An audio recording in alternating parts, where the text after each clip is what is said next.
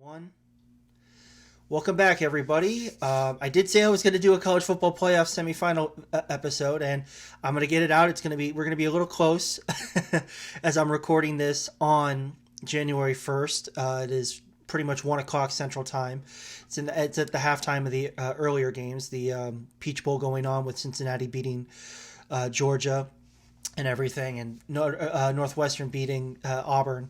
So SEC needs some comeback, at least as of right now. So, but the games don't start. The playoff games don't start for a couple hours. So hopefully I should have this up and ready to go by then. I want to get it done. So, but we'll get right into the nitty gritty of it. As always, I'm your host Spencer Fannin for the breakdown. But looking back, I was right on my 4 picks for the college football playoff. A lot of people were, so I can't really say I was the only one. It was a easy pick, at least for the 4 teams and everything. Alabama, Clemson, Ohio State, and Notre Dame in that order. It's going to be, those were the 4 teams really everybody knew, especially at the start of the season. Like I said in my last episode, as long as they won or something crazy didn't happen, it was going to be those 4 teams regardless. So I'll toot my own horn a little bit on that. I got it right and I got the order right, but we'll see how it goes. I think I got those 4 teams right, the correct teams. But I think if you actually looked at the games, I actually got them all wrong because I think I had Alabama covering. I had close, Clemson winning but close. So Notre Dame covering the spread. I had Ohio State covering the spread. I can't remember the other game. So it was like I got all of those wrong. So don't take that with a grain of salt when I make picks later in the show. But we'll get right into it. First game is the Rose Bowl. It's Alabama and Notre Dame. Obviously, this game is being played in Texas rather than in California due to the pandemic. I hope everybody is staying safe. Everybody had a great New Year's and holiday season, and it sucks that we couldn't really see everybody that we wanted to. Hopefully, we're coming around this, and soon enough we'll be able to celebrate properly and make up for lost time. So, but there you go. But you got, obviously, with the Rose Bowl, number 1 Alabama, number 4 Notre Dame. Quick gambling things. At least is at 12 o'clock Central today on January 1st. The line from ESPN that I found was Alabama favored by 20, which is the largest spread in any of the college football playoff games thus far. The over-under is 66. A couple quick stats. Obviously, everyone knows Alabama's offense is just insane. They're averaging 49.7 points per game this year. Notre Dame's defense is one of the best in the country. They're only allowing 18.6 points per game. So it's gonna come down to that. There's good key matchups. My key matchups are the Notre Dame secondary against the wide receivers for Alabama and Devontae Smith and Mechie. Kyle Hamilton, the star safety for Notre Dame, he's going to have a huge day going up against a combo of Alabama receivers that combined for nearly 2,300 yards and 23 touchdowns this year.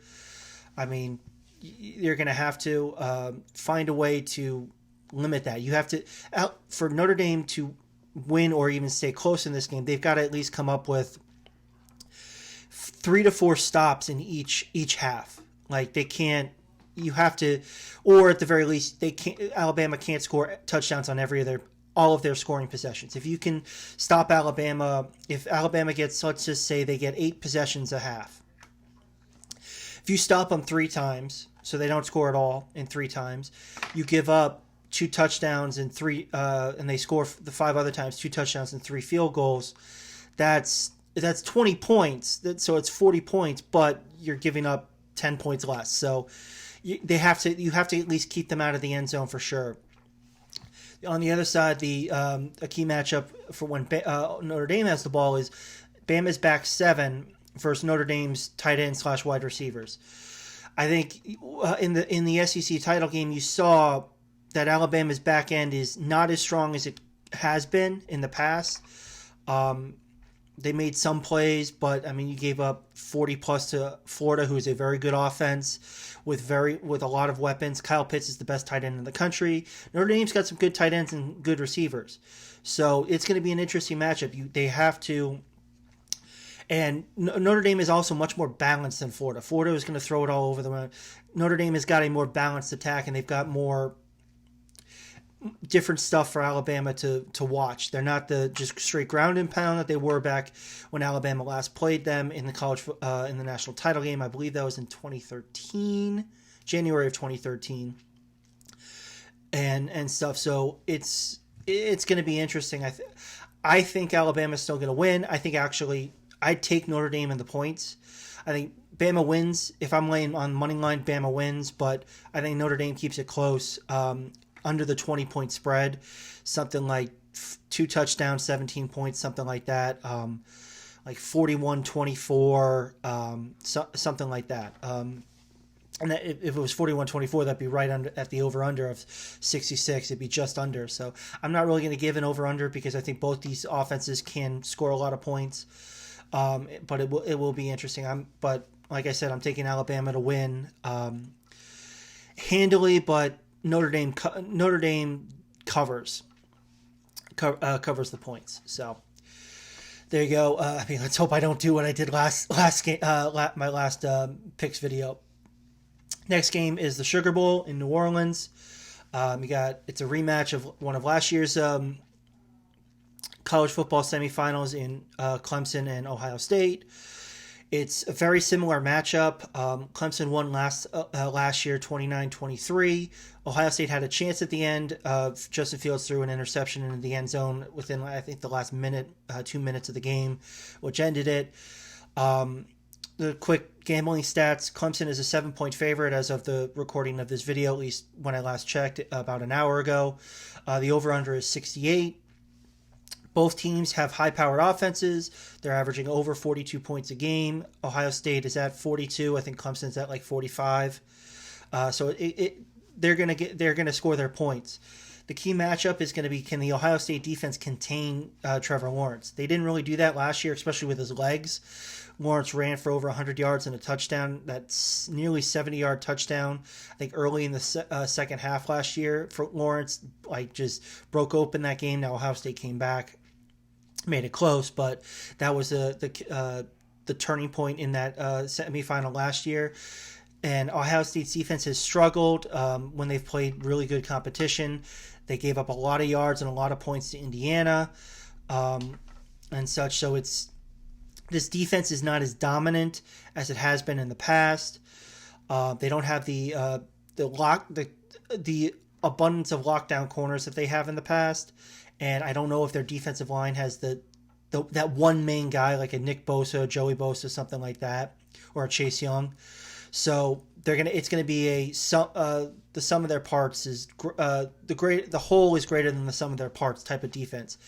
On the other side, when Ohio State has the ball, it's going to be the Ohio State rushing attack against the Clemson front seven. Ohio State has not been able to run the ball except for last game when they played Northwestern, when Trey Sermon ran for over 330 yards, an Ohio State single game record. But even with that game, Ohio State hasn't averaged or is still averaging under 100 yards a game on the ground, and Clemson averages essentially giving up 100 yards. So which is it? Can Ohio State essentially control the clock with their run game to keep Trevor Lawrence off the field and make enough plays? And so if they get a couple guys back, I know Chris Olave is coming back for Ohio State, one of their top receivers, so that's a big get. But Justin Fields, I mean, you got to protect the ball. He had two interceptions last time against Clemson in that semifinal game, and they got to be able to run the ball. So it's going to come down if Clemson can stop the run with just their base package of the four down linemen and the linebackers. It's gonna be difficult because you don't want to be one dimensional against a Brent Venables type offense or defense. I'm sorry. They're gonna find ways to do it. Now Fields is a very good quarterback. He's He's able to escape the rush if they get to him and stuff like that. But it's gonna be interesting, and I think that's gonna be it's gonna be a fun game. I do have Clemson winning this game. I know you can see the Ohio State banner over my right shoulder there. That's from when I worked there and stuff. But I do think Clemson will win this game. I just think they've got the better quarterback. They've probably got the best player on the field in Trevor Lawrence. So I just think that he's going to be able to make enough plays for Clemson to get this win, and I think they do cover. It's not going to be a massive blowout like a 3 possession game. It's probably going to be like 7 or 10, something like that. So push to cover and stuff. I would say if you can get the spread at 6.5 somewhere, I'd take Clemson on that. And stuff, because I feel much more comfortable if it wasn't at that 7. But I do think Clemson wins. So my national championship matchup, which I think a lot of people is going to have, is going to be Alabama and Clemson again. I mean, it's a great it's a great rivalry. It's become a great rivalry. It's going to be it would be a great game on January 11th and stuff. So and hopefully I should have a video for that. The weekend before, so look for that in the coming in the week or so. But go out, enjoy the games, have some fun. Don't blame me if my picks are wrong. They usually are. So don't blame me if you lose money on this. If you trust me, that's your own fault. But have some fun. Watch the games. They're going to be great. Again, everybody have a great rest of your day. Great rest of your New Year's. Here's to 2021 being so much better than 2020 and stuff. Until next time, this is Spencer Fannin signing off for The Breakdown. See ya.